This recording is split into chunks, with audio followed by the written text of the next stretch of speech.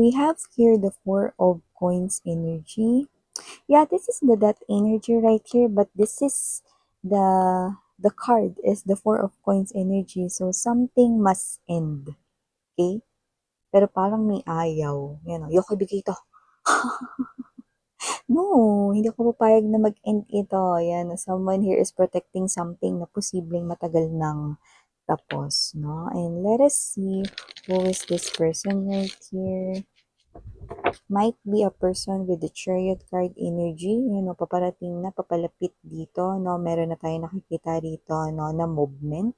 This person right here could be someone appearing as brand new.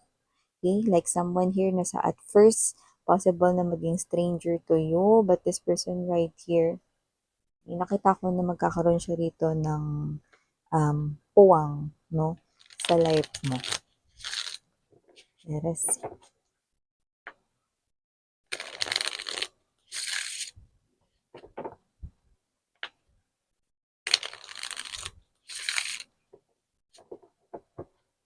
Okay. Let's go.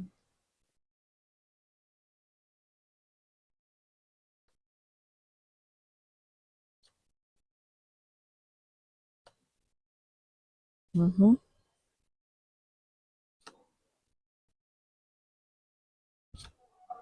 Okay.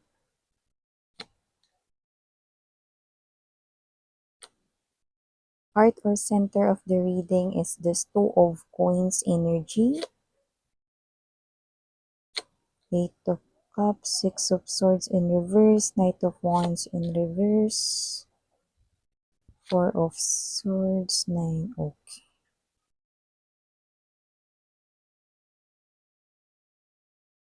Mm-hmm. Look at that.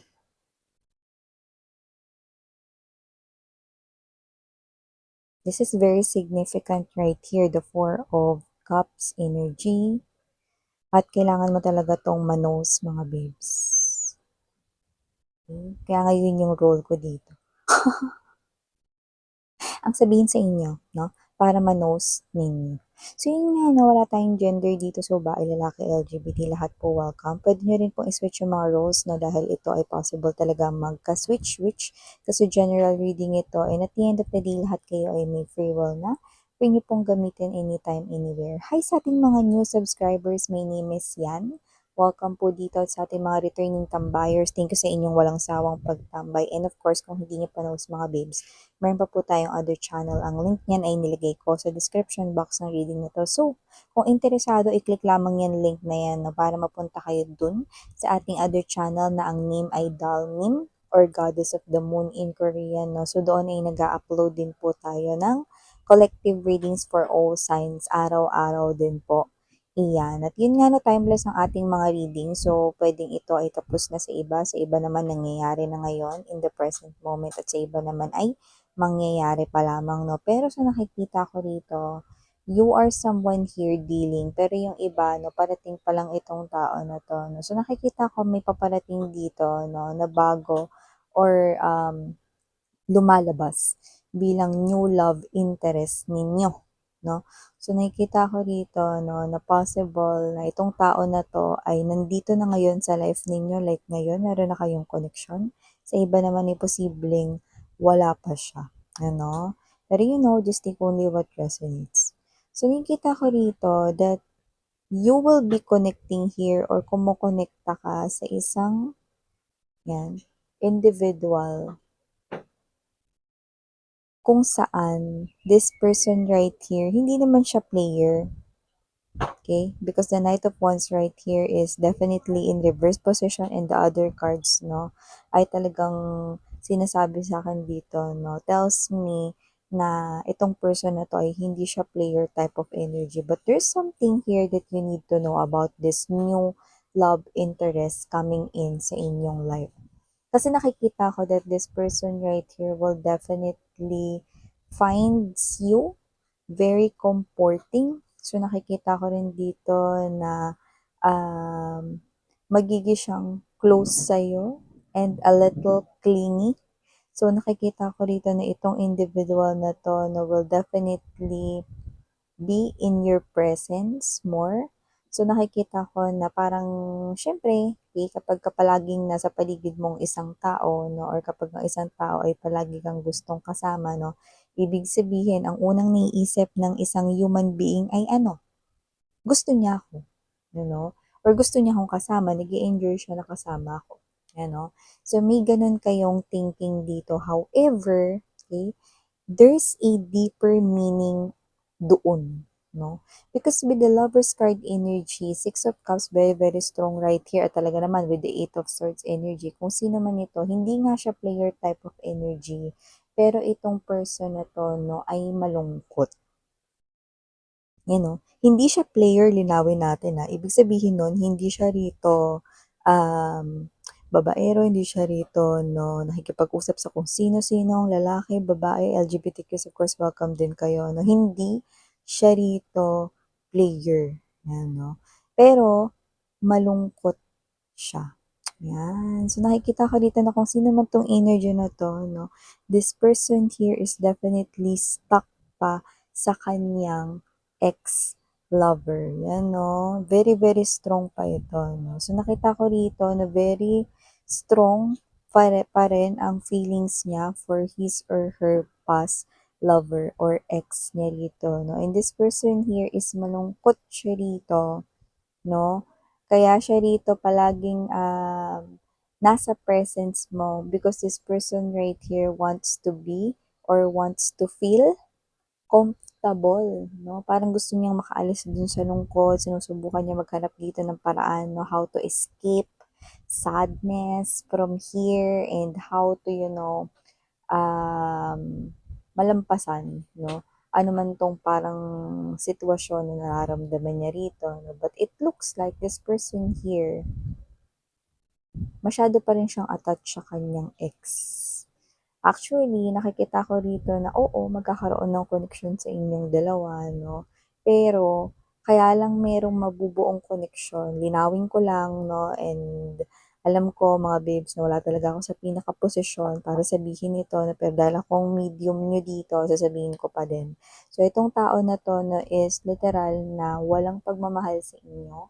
Mapapalapit siya sa inyo pero yun nga 'no, the sad part right here, it is because malungkot lang siya.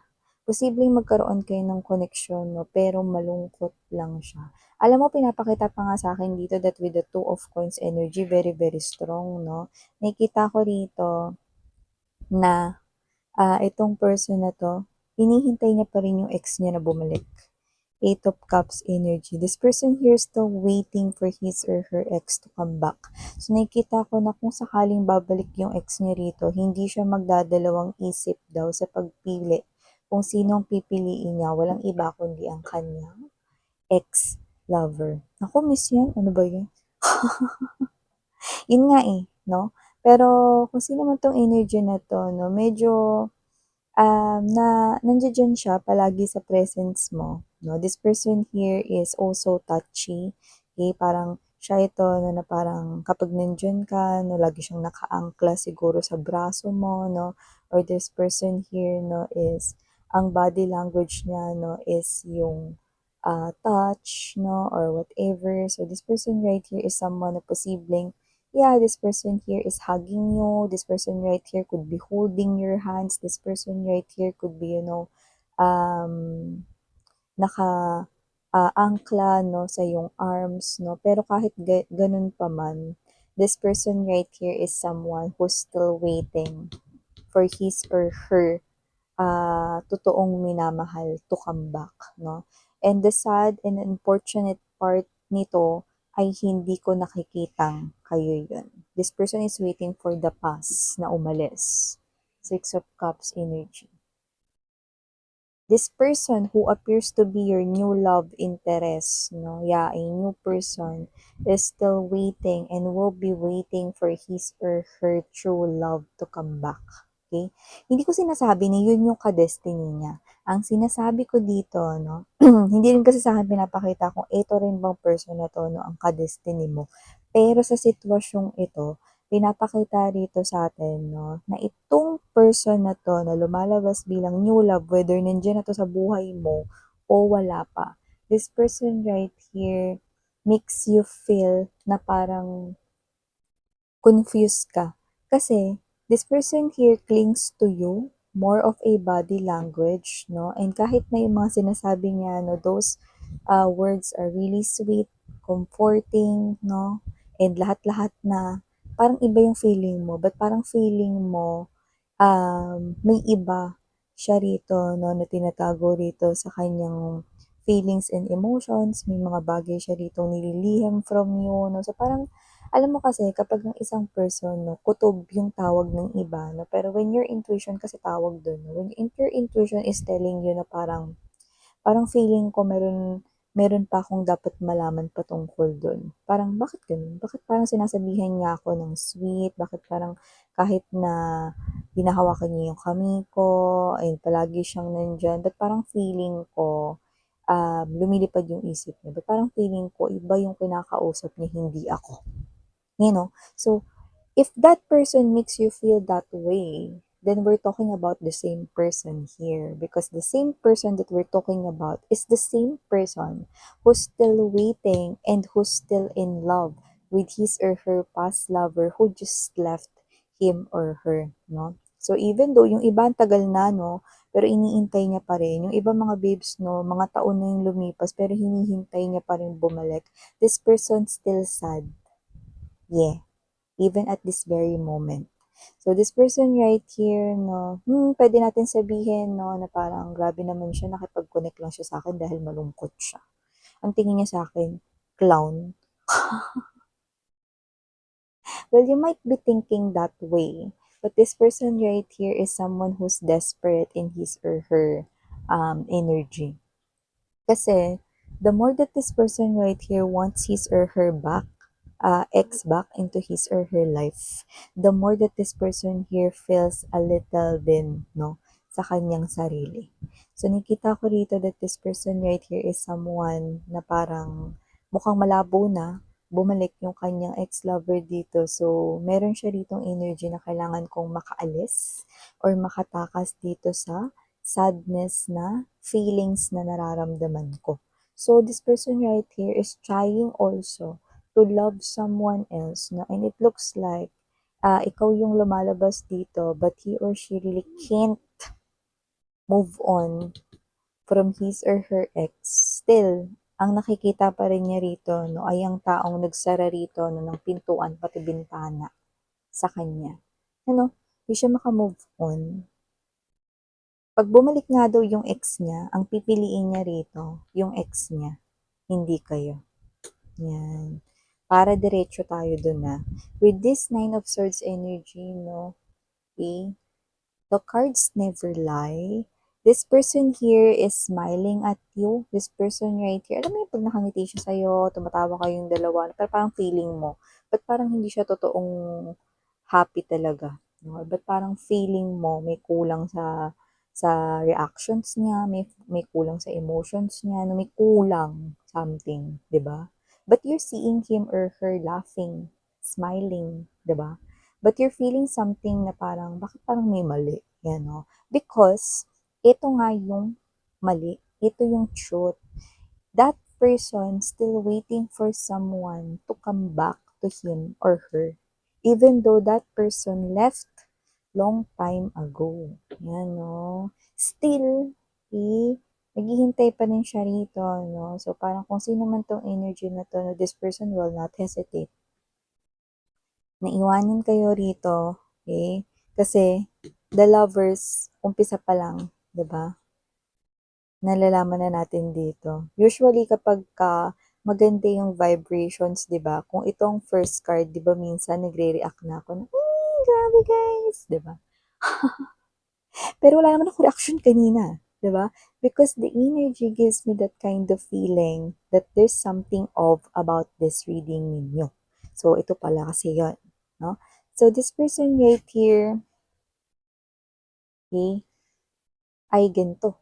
Nine of Swords energy. No? This person here is trying to fight pa rin, no, yung kanya ritong situations, yung kanya ritong destiny, no? Ang gulo-gulo kasi, no? Parang yun yung tingin niya sa kanya ritong life right now, no? Because this person right here is so eager to bring back his or her past lover into his or her life. But then again, he or she do not know how to do it or mangyayari pa ba ito or whatever, blah, blah, blah, blah. Diba?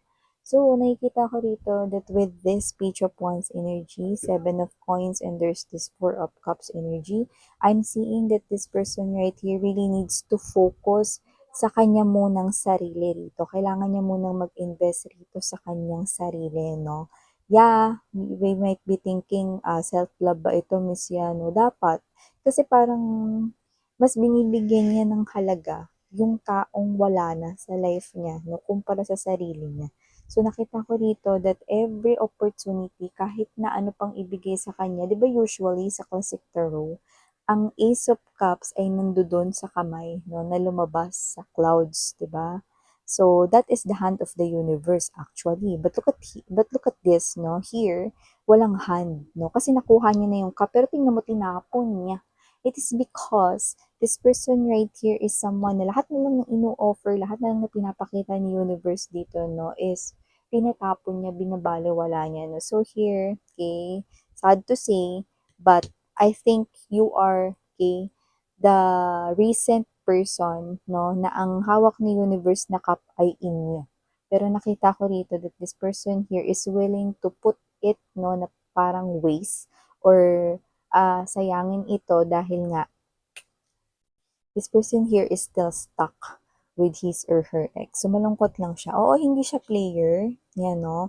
At actually, feeling ko hindi niya talaga alam kung anong ginagawa niya rito. Wala rin naman sa intention niya rito manakit ng feelings ninyo. Sa nakikita ko rito, no? Linawin ko lang, hindi ko siya kinakampihan. Dahil una sa lahat, hindi ko siya kilala. Pero nakikita ko rito na sinasabi ko lang para alam din ninyo kung ano nangyayari. This person is not a player. He or she is not a playboy or a playgirl. No? LGBTQs, of course, welcome din kayo. At feeling ko, unaware siya sa kanya rito, no, na mga ginagawa. No? Parang hindi niya alam kung ano yung kanyang ginagawa. No? But this person right here knows that you are a good person.